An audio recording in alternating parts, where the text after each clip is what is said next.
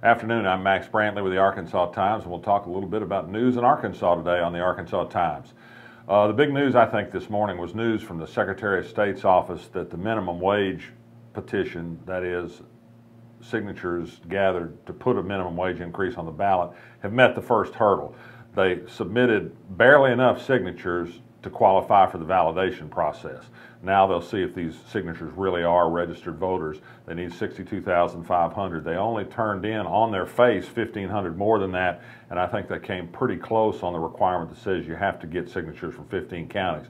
But nonetheless, they're still alive. Democrats have been watching closely because they hope to use this as a campaign issue in the fall. Elsewhere in the news, I am expecting to be filed today in federal court a motion asking for a declaratory judgment that the state ban on same-sex marriage is unconstitutional.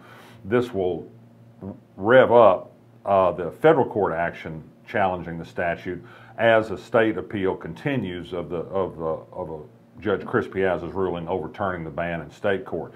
But that ruling is on hold. I still think there's room in federal court to say that the rights of gay people are being abridged by the fact that they can't get married in Arkansas.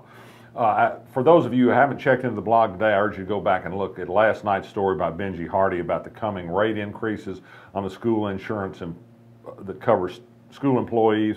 It's becoming clearer than ever that what was described as a fix during the legislature is even less of a fix than we already knew that it was.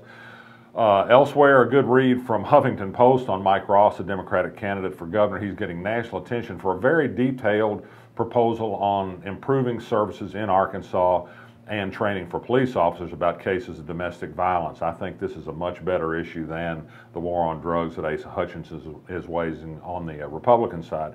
Finally, a little good news for eaters. Chris Tanner, who runs the popular Cheers restaurant in the Heights, has plans to open an upscale American restaurant, a very flashy place, I'm told, at 4th and Main in the reviving Main Street Creative Corridor. That's good news, and I'm Max Brantley. See you tomorrow.